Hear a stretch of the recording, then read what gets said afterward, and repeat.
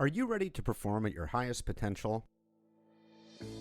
Thank you for joining this GP Strategies webinar, where we'll explore best practices and innovative insights to help you and your organization improve performance. Get started, I'd like to first introduce our presenter for today, and he is Ben Keher. Ben is the Managing Director of both GP Strategies Australia and Singapore. He heads up our leadership practice and modern learning transformation in Asia Pacific. And for over 19 years in multiple countries, Ben has pursued the goal of bringing together learning technology and innovative design practices to drive retention and transfer across learning domains and industries. We really have a great presentation for you guys today. So with that, Ben, I'm going to let you take it from here. The floor is yours. Sure. Thanks, Kim. And no pressure on it being a great presentation. I guess that's going to be in the eyes and the ears of the beholder. But it's really, really nice to be here. And I often talk about how grateful and honored I am to be a part of these types of sessions, because everyone's time is precious.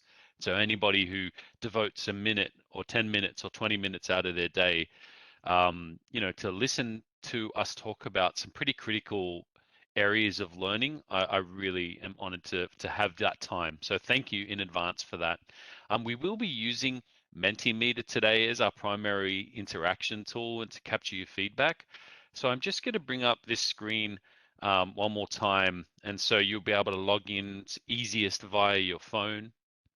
I will say again, I'm seeing some people in the chat. Everyone will be muted. So if you want to interact, you can use the chat function and say hello, and I will be asking you guys to use the chat. You can use Q&A to post questions, which we'll be cataloging and collecting, and we'll be using Mentimeter to log on. So once you've logged on, just click the little thumbs up button down the bottom corner, and that'll tell me that you guys are on. The numbers are flying up there, which is great. I'm just going to give it a minute or so. And also, while you're there, find the chats. Go and grab the chat and say hello. I'm going to say hello from Australia. It is early. I've been up since 4 a.m., but, I'm happy to be connecting with our global team. It's the closest I'm going to get to traveling right now, so I'm pretty excited. I've got a lot of people in the States, Dubai, I got Florida, you got North Virginia, California, Germany, Boulder, I think is in Colorado. Yes, CO means Colorado, forgive me. It's amazing how much people not from America know about American cities and states. Yeah, Germany, London, Mexico, Connecticut, Ontario. Jeff is saying he can't hear Kim. Jeff Bright. I don't know if there's any way to help him get his audio sorted out. But yeah, so you found the chat, guys. It looks like some of you have found Mentimeter. As I go through different Menti activities, you're going to have opportunities to re-log into that. But let's give that a try right now. I'm going to go across to our first interaction, where I just want you to drop a pin or drop a dot on where you are in the world. So that should already be updated. So see if you can go in and drop that little pin somewhere in the world where you are. And I'll just make sure I know that you guys have found your Mentimeter option. So remember, the code is at the top, guys. Denise, if you missed it, up the top you can see, go to menti.com and use the code 630960. So it'll be at the top of every single page. We've got some people either on an island in the Atlantic Ocean, which I know there are some, or maybe just at sea right now. Bunch of people in Europe, some people in South America, someone in South Africa, which is fantastic. This is great. We've got a really interesting and diverse group of people. So I'm just going to leave this up for another minute to make sure you guys have all connected. Okay, so let's carry on a little bit, and don't worry if you missed out. I'm going to have the instructions on the top of every single Menti area, and we'll jump in. Yeah, Cayman Islands might be a bit small to be on the map, but I'm assuming that's where that pin was located. Summer. So guys, our agenda for today. Well, first we're going to start with talking about the why of modern learning. We're going to talk about what it is we're actually talking about. Let's get a common definition of modern learning. And we're going to talk about how we're going to actually change the way that we think about learning. So why is it so important and urgent for us to have this conversation? What is a common definition of modern learning experience design, and how can we be successful through adopting new mindsets? And I'm going to be asking you guys to participate and engage with me a little bit here. So I'm going to start with a kind of a very, very small little case study. So if you guys could have a look here, I want you to imagine that you're in your L&D role, and it's maybe a couple of years ago, pre-COVID, and you want to develop critical leadership skills and mindsets for around 500 managers. You've got 24 months to reach these 500 managers. I'm going to ask you in a poll, how would you have typically delivered that, right? So go ahead and tell me in the poll, how would you typically deliver that that approach? Leadership training to 500 leaders, how would that typically have been delivered? Pre-COVID, yes, cricket. We're talking about pre-COVID.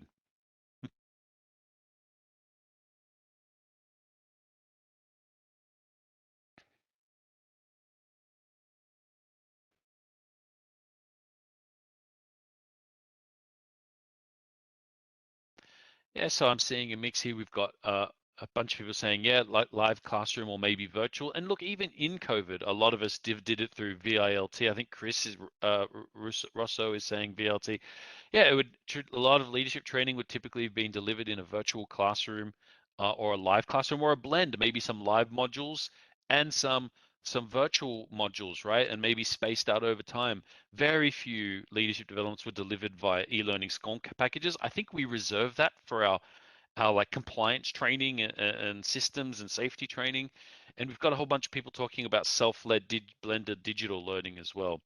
But yeah, look, it could be a bit of a blend. And I tossed up putting in there like maybe there's some online pre-work that you might do or a bit of online follow-up, but primarily the delivery modality for something as complex as behavioral change has been the domain of of the classroom and of virtual, right? And so, and yes, maybe some of us have been shifting for a little while, but what I want to do right now is I'd like to share with you a little example of this. And now I'm not trying to sell anything here. I'm going to show you something, a public session of something that we've run, but it's only because it's typically very confidential information, so I can't really share you with you another client's experience. But what I want to get across here is the essence of something. So imagine if we came to you, or if you internally looked at something like this, and you said, okay, we're going to develop these leaders. We want to make sure that it is, we want to reach them. We're going to change behaviors. We've got to change mindsets. It's super critical that we get these leaders moving. So for example, you are presented with this as an option, right? So we're going to say this leadership training, it's going to be completely self-led, right? It's going to be time released over time. It's going to be social. Leaders are going to connect because they want to. They're going to participate in discussions together. They're going to watch videos. They're going to move through the content on their own volition. They're not going to be told to be here at 9 a.m. or 5 p.m. to attend a session. They're just going to log on because they want to, because they have to, around their busy schedules. They're going to watch videos. They're going to participate in little mini assessments. Everything's going to be something that they drive, right? And then you're, as an L&D, going to be just controlling it. So imagine this was your leadership experience, right? It was just going to be a whole bunch of different online self-led experiences spaced over time, and the leaders were going to carry themselves through it, and they're going to discuss, they're going to socialize, and they're going to participate. So imagine if you had an experience like that. Yeah, there's some gamification, there's some points, but what I'm trying to get across here is a self-led digital experience that leaders themselves are responsible for carrying themselves through. I'm going to ask you a question now. How would you normally react to this approach, right? So one of the options here is we're already doing it. It's interesting, but maybe our business and learners aren't there yet, right? No way, I don't believe it would be effective. We're keen, but don't know how. I'm just trying to see what the sentiment is out there. So jump on and tell me what you think.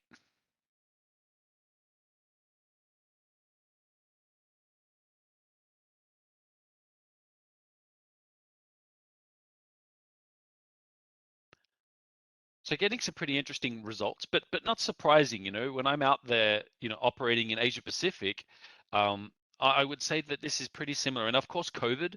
I'm sure if I ran this in 2019, December 2019, we probably would have a much lower number in. We're already doing it, but this is about where I'm at. And I'd say the most common response that I hear in the market is, "This is interesting, but our business and learners aren't there yet." And Cricket has said something interesting. The program would likely die on the vine. There may be a few who actually do the entire thing, but most will drift away. What has been said here by Cricket and what I'm seeing on the page here, interesting, but our business is the most common mindset that I encounter out there in the marketplace. And a lot of this mindset is born from our prior experiences with digital learning, and we're going to explore that in a little bit. And thank you for your responses. The challenge that we're facing is a mindset gap, right? And that exactly what Cricket said. It's the most common refrain that I hear. Look, it's interesting, but people just won't participate. No one will turn up. And the thinking is, we're not ready. We're not there yet. We haven't made that change, right? So let's try to address that mindset. That's what I'm here to do today in a nutshell, is to try to open up that. And so to do that, let's first talking about why this is so important, why this is so urgent. And I want to bring up a few really important and interesting data points for you guys. So I'm going to hit you with some data, and this data comes from 2019 report from EY around the state of the banking industry. It's a 2017 report from World Economic Forum, a 2017 report from McKinsey on disruption and the future of jobs. I'm going to hit you with these. 50% of jobs could see half of their activities automated by 2030. Great news though, new skills and jobs will likely replace those lost within that same time frame. Hours spent in tasks related to emotional intelligence, leadership development, social and higher cognitive skills are going to increase by 32%. In fact, that group of skills are second only to things like data analytics or data science and like programming as the most in-demand skills in the future of work. Why is that? Well, when all of the tasks that can be automated or digitized go away, what's going to be left is leading the people who are then managing those processes. So all of this is going to increase. This is a great one from the World Economic Forum. The half-life of skills has already dropped from 15 years ago to just 5 years today, right? And we're going to face this demand for emerging skills is going to outstrip supply by 4 to 1. So this is what experts are telling us is the state of the world that we're moving towards, and that's already in play today. A recent report from the Australia Employment Department of Employment indicated that 70% of companies are already struggling to find talent for these emerging skills, and it's true in a lot of markets. So what I'm trying to get across here is it's not are our learners ready yet, or I'm not really sure if it's going to work. It is critical, because if we're going to retain our employees, because we know we can't lose them because there's going to be an outsupply, we've got to be reskilling and upskilling. In a recent report study by GP Strategies that was presented on in the last webinar by Matt Donovan, the number one concern that L&D and leaders had was reskilling and upskilling their workforce. So we need to be able to reach it. And traditionally, something like leadership, I pick leadership because it's something that's complex and it's something that's really difficult to do. Things like leadership and soft skills, normally they've been reserved for the few, not the many. It's been for your top talent or your senior leaders, or maybe I've just become a new leader. But everyone in the middle typically misses out on that training, and the bigger your organization, the more prevalent that is. And so this is the facts that we're operating in, guys. So learning needs are changing. People need to keep up. We need to keep up. There's a need for scalability without diminishing the efficacy, right? There's no point in scaling something like leadership training or some social skills or even just compliance or onboarding if it's not going to be effective. It needs to be agile. We need to be able to adapt and adjust our learning quickly, not spend 3 months or 6 months in a development cycle.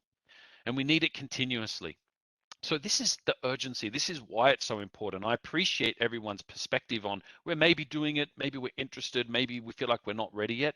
But the truth is we've got no choice. We have to go down this path sooner or later.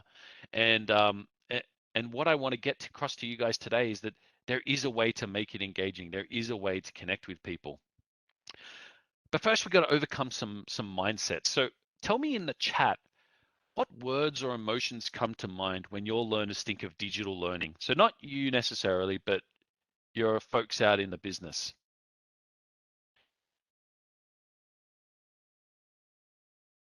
Boring, meh, clunky, and I'm seeing some questions come. If you've got some actual questions for me, put them in the Q&A. Susan, your question, when you deploy this type of training, you're using a regular MS. We're using an LXP, and that's one of the things we're going to talk about today is, there is no one technology that does everything, but shoot me now. Some people have said effective. So it's a blend, right? And this is what we're up against. When we are making decisions as human beings, the best we can do, whether we're learners or L&D practitioners or leaders, is we base it on our prior experiences. So if your prior experience of digital learning has been that clunky or meh or boring or shoot me now, digital experience, then you're going to believe that it's not possible, or you're going to believe that we're not ready yet.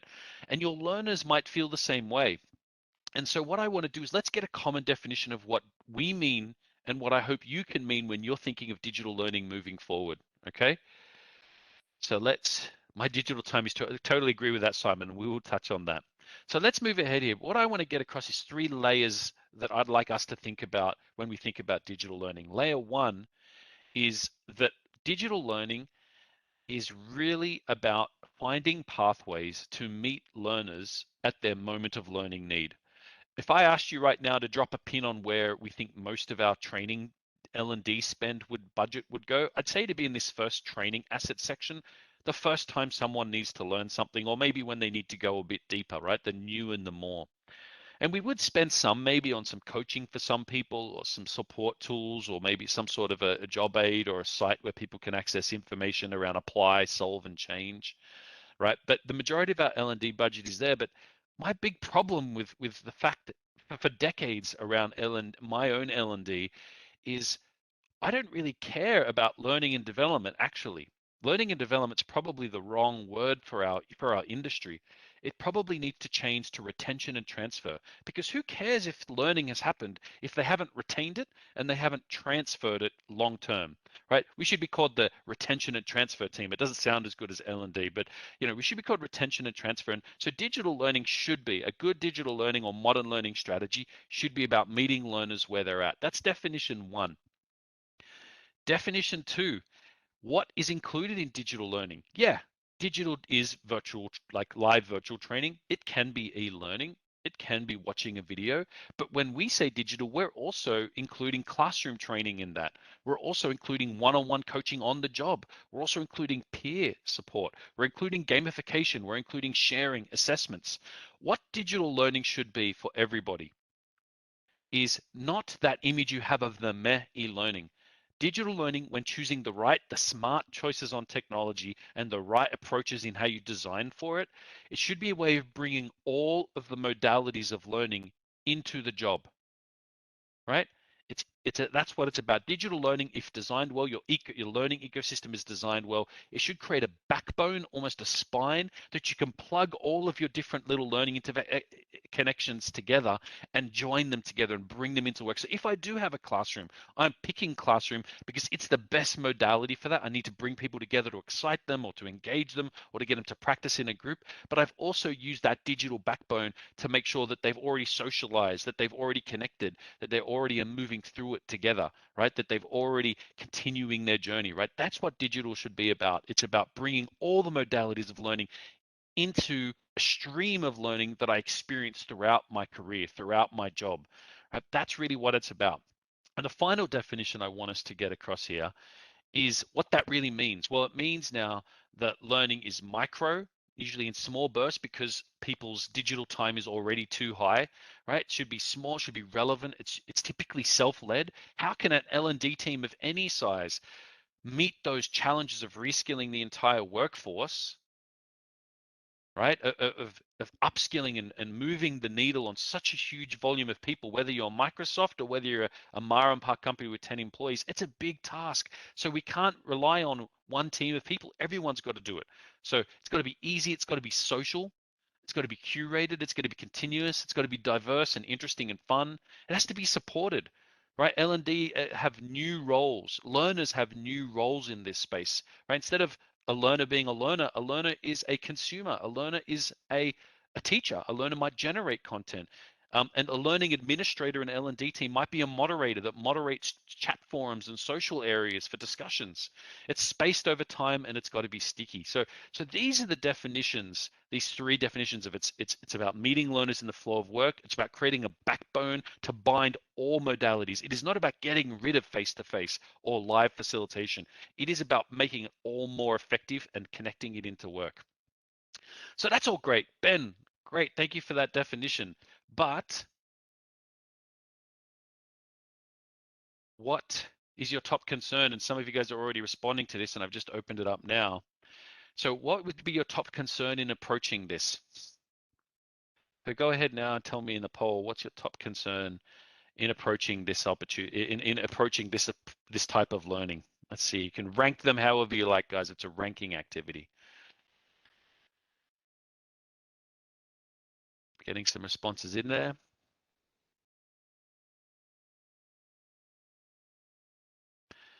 So still number one is learner engagement requires huge effort. We build it, but no one comes. So I use that field. If anyone who's kind of betraying my age here, if you've watched Field of Dreams, if you build it, they will come, right? But in digital learning, our experience has been in the past, we've built it and nobody came, right? And that's tied into the one that is first, which is learner engagement requires huge effort.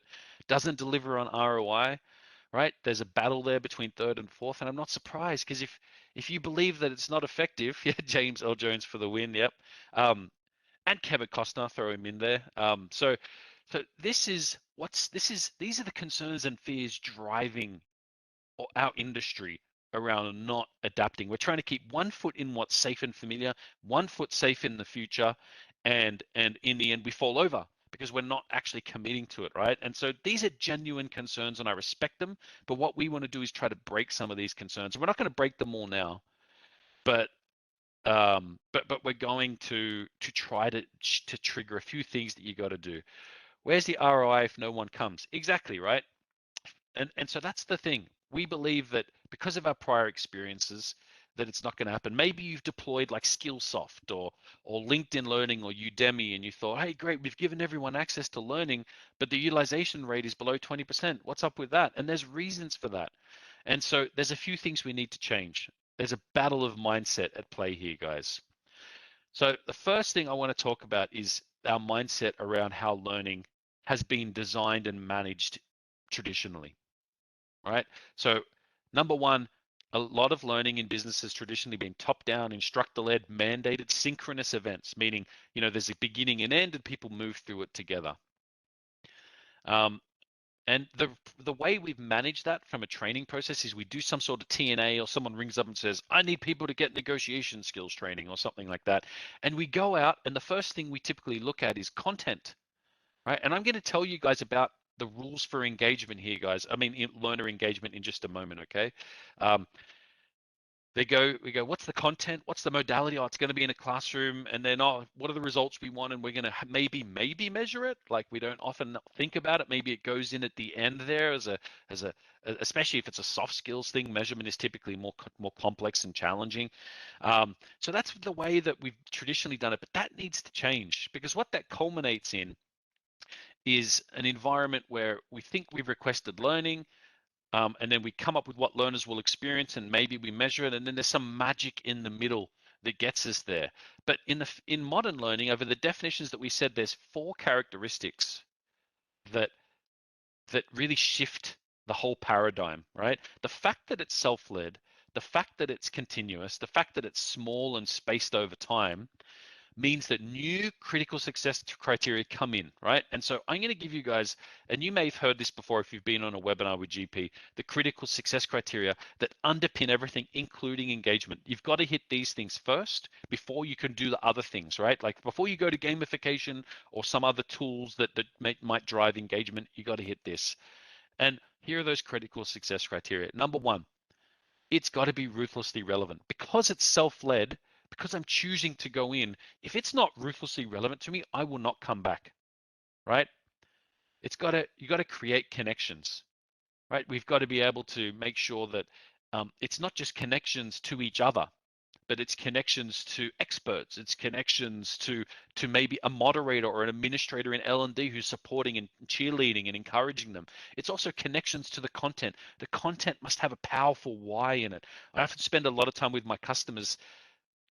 Like a customer will say, Ben, we want to deliver these 7 leadership competencies. And I say, okay, great, but why should they care about it? I know why the business wants it. I get that. But why should the learners care about it? Inevitably, we end up repackaging these 7 competencies about career development or about career sustainability in a world of disruption and change. You know, we got to have a powerful why. You got to respect time. You got to go and assess how much time do people have. You got to generate pool, and you've got to collect data. These are the underpinnings of design and the mindset you need when you're building modern digital learning by that definition that I gave you today. If we can be ruthlessly relevant, if we can create connections and respect time, then we're going to generate pull. If you're not respecting time, if you're not creating connections, you're not relevant, it's going to be harder to generate pull, right? But generating pull is more than that, right? So little things that we do, we work with a few platforms. The one I showed you before was Intrepid, right? And so we use Intrepid for leadership development. It's the best we've seen for replacing classroom in terms of efficacy for leadership development. So yeah, we'll have points in there. We've made sure we've designed it through design thinking, so it's ruthlessly relevant. We've figured out how much time can learners devote to this experience. We've spaced it over time adequately to give them time to reflect and to engage with it and apply it on the job before they get hit with the next bit. But what we'll also do is extra little things. You know, engagement in modern learning is death by 1,000 cuts. It's not one sweeping gesture for engagement. It's lots of little things. So another thing that we'll do to drive engagement, there's a lot of questions about that, is we will actually I might have 200 members in this cohort moving through this experience, which is great. But what I'm going to do is I'm going to put that cohort of 200 into small groups of 6. And I'm going to get them to come up with team names. I'm going to get them to write their own team charter of how they're going to support each other. I'm going to get them to set up a WhatsApp group or a messenger group.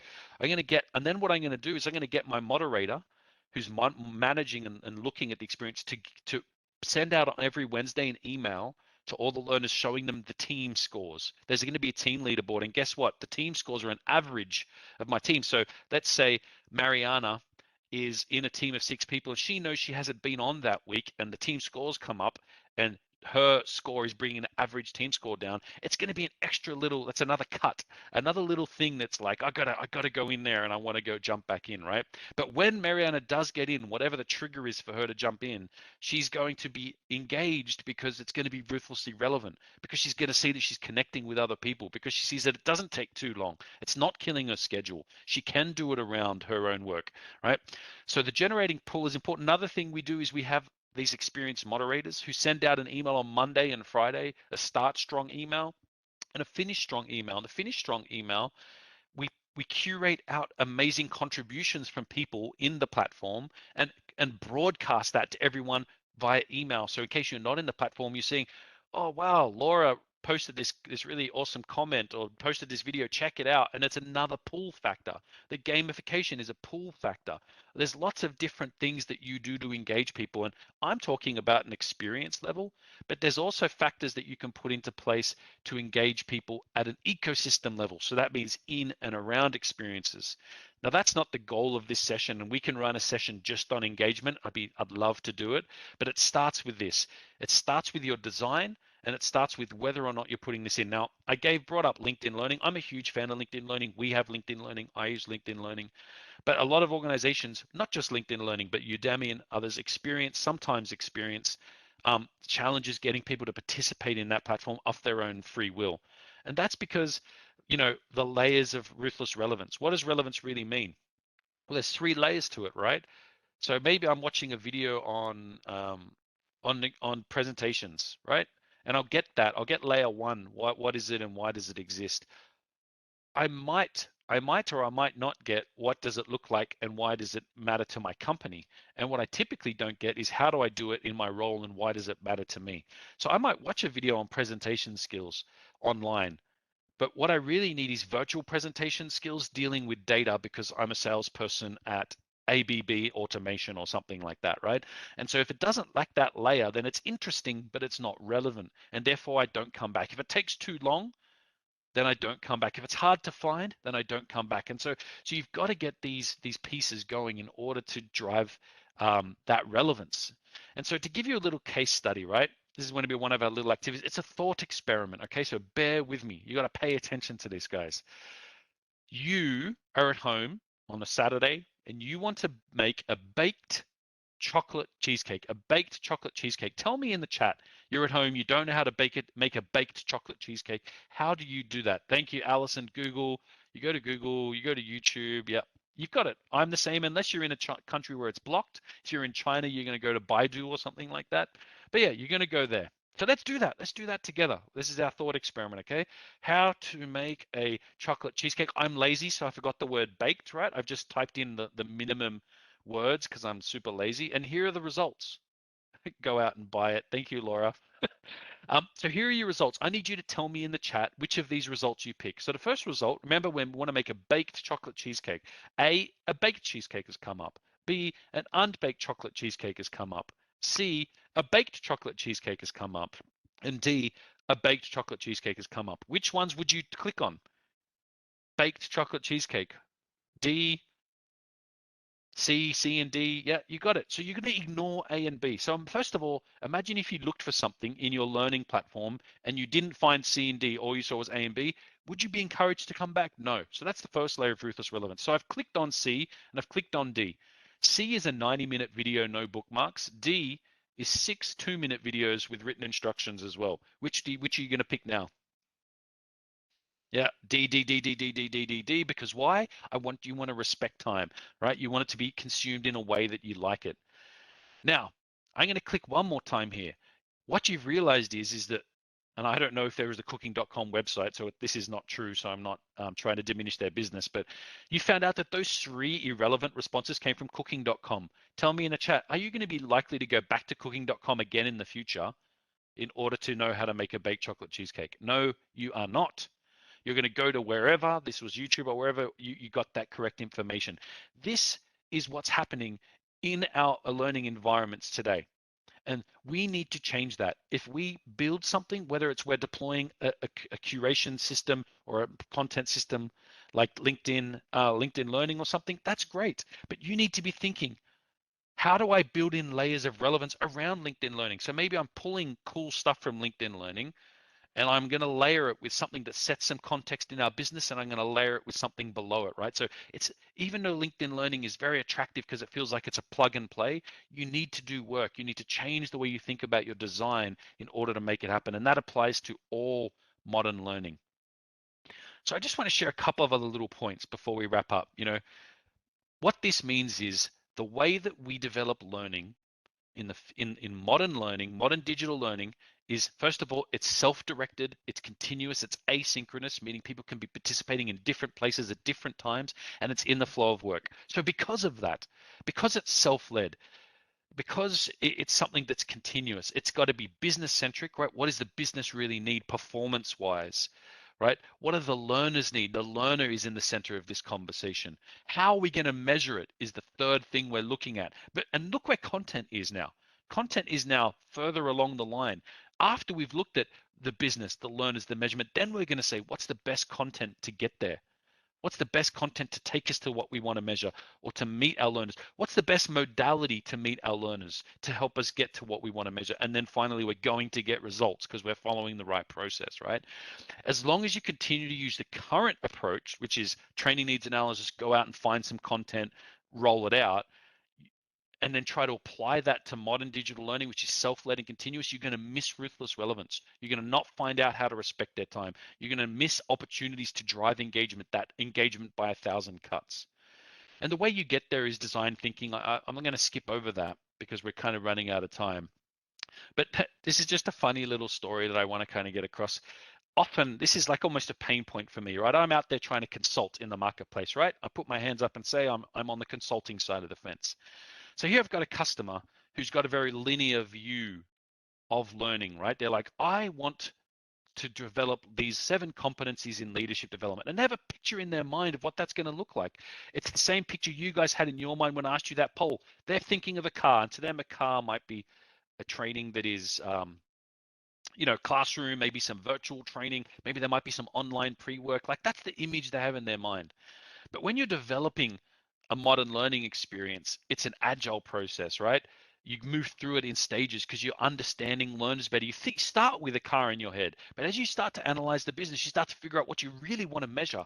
You start to look at your learners. It starts to change. It might be a bike at one point, it's a motorbike, and then in the end, it's actually a boat. It's not a car, right? This is agile development kind of visualized. But can you imagine now I'm going back before that agile development and I'm going, hey guys, it's a boat. And you guys are thinking, God, it's a car. You're going to be frustrated by that. And so there's these mindsets of prior experience that we have of our negative experiences with digital learning, our vision of digital learning being forgetting about classroom when that's not the case, and our experiences of trying to engage people in something when we have tried to go digital and it not working, it holds us back. And so what I want to kind of finish off is a couple of points. Number one, the real magic here is knowing, first of all, requested learning, find out what do learners care about. Maybe they care about career, maybe they care about work-life balance. We've got to know that because that's the powerful why. We're going to connect our learning to these things. Then we're going to find out the learner preferences and priorities. What are their moments of learning need? What are their schedules like? What are their resistance triggers? How am I going to develop a change strategy along with this learning strategy to bring learners in to overcome that inertia they've already got? What's the environment in this company? How can I make sure it's ruthlessly relevant, contextualized? And I'm going to define and finalize it, and then I'll have what learners experience, and then we're going to measure if we're going to be successful. These are the steps for designing modern learning experiences. And the good news is it's supported by science, guys. So I'm doing a master's right now, a late life second master's in learning science and technology. So I'm learning about things like cognitive load theory, right? The human mind can only retain and process small amounts of new information at any time. Content overload reduces learning efficacy. So coming back to, we always used to use classroom. I don't know about you, but even as a facilitator, oh, thanks, Judy. Yeah. As a facilitator in the years gone by and a designer in the leadership space, and again, I'm using because it's such a complex domain of learning, I've had people in 2, 3, I've had people in 5 days. How much are they retaining? It's a fire hose of learning. It's better if we're spacing it over time and let him consume it in small bursts. Constructivist theory, which is the prevailing theory of today, it's that learning is an active rather than passive process. Learners don't learn by being told. They learn by constructing learning through building on their prior experiences. They form new connections and collaborate with others to learn. Right? This is constructivist theory. And adult learning theory, all of them, right, from the 70s through to today, adults choose to learn. The emphasis is on choose where and when they want, based on urgency and immediacy of the application, right? They only change when there is a significant reason to do so. This is not in the last 3 years or 5 years. This is research from the last 100 years. So what I'm proposing around the right way to approach modern learning is really just meeting the promise of what learning should have been from the start, based on what science and research is telling us of how human beings learn, right? Especially adult human beings. So, what do I want you to take away? What are the 5 actions? Number 1, we got to change your definition of what digital learning is and what can be achieved. We've got to have the definition that we had today, which is learning is spaced, learning is continuous, learning is about being in the flow of work. Moving to a digital strategy is about improving the efficacy of learning, not diminishing it. We can't view it as some sort of a sacrifice anymore. Number 2, following the guiding principles is central to your strategy. Ruthless relevance, create connections, respect time, generate pool, and collect data so you can be agile and adapt that experience when things aren't working. Can I just say here that you go back to any digital experience that hasn't worked for you, and I guarantee you at least one of these weren't present. Okay. Number 3, move from a content first to a learner and business first approach to design. You've got to have your learner and your business in the center of design. Number 4, the science supports it.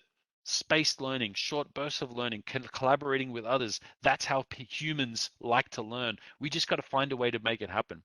And number 5, while everyone may need a mindset shift, learners are likely more ready than you think, right? Because I just proved to you in that little Google activity that outside of work, you already learn like this. You learn when you want to. You look it up. You learn the way that I am proposing modern learning should be. It's at work that we regress to a child kind of university, high school kind of mentality where we're waiting to be told what to learn and when to learn. But I promise you, if you design something well and you hit your learners with it, every single customer that I've worked with since 2016, when I really started going heavily down this pathway, they've been shocked, right? Like initially there's deep fear. This isn't going to work. Oh my God, but we got to do it, And then at the end of it, they're amazed that on the first week, they're like, don't put a discussion in the first week. We're nervous. There's going to be tumbleweeds and crickets in there. In reality, in the first day of it, there's 70 comments in the discussion. We've put a mission in there where people we ask them to upload a video talking about something. Oh, no one will do that. Come on, this is in China. People are very shy and da-da. No, they do it. They do it. Not everyone does it. So you've got to design the activity to be, some people can upload a video, some people can use the chat. I'm fine with both. You've got to respect learners, right? But know that your learners are more ready than you give them credit for, right? May give them credit for. So yeah, look, I've used up all the time, guys. So, that's, Ben, yeah, I apologize. I've been answering questions a little bit as I've seen them coming up in the chat, but I apologize. you've been doing great, Ben. How about we take the questions that we aren't able to answer and we can send the answers out in the follow-up email. Yeah. So guys, I know I didn't get deep into design, just to finish. I know I didn't get deep into like the engagement strategies, and I'm happy if you would like to run a webinar on them. But what I would ask is that you start with these principles in mind first. Your mindset is the first thing that needs to change before you can really explore those other ones. So hopefully this has been valuable. And again, I'm really grateful of the time that you would offer to me to listen to me waffle on for the last 45 minutes. Well, thank you, Ben. This was not only a great discussion, but a great conversation going on as well. And I just want to let everybody know that we will be sending out a copy of the presentation as well as a link to the recording in the next couple of days. We've covered a lot in this discussion. Ben, if you want to share your contact information slide. Oh yeah, sure. Yeah, and then people can reach out directly Yeah, to you. I run like information sessions for some of our key customers, just trying to help the process of educating and exposing people to what's out there. I really spend a lot of time on that, so I'm really happy to do that. Preferably not 4 a.m. my time, but hey, I'd do it if you needed it. Well, if we aren't the true representation of working globally together, then I don't know what else to say. Totally. Yeah. Well, thank you, everyone. And I hope you have a fantastic afternoon, evening, morning, wherever you are. Exactly. Thank you, everybody. I hope you'll join us again for one of our upcoming sessions. And I want to wish everybody a wonderful and productive rest of your day. Thank you, Ben. This webinar is brought to you by GP Strategies. Together we can create a world where business excellence makes possibilities achievable. You can access more webinars or download additional resources at gpstrategies.com/resource-library.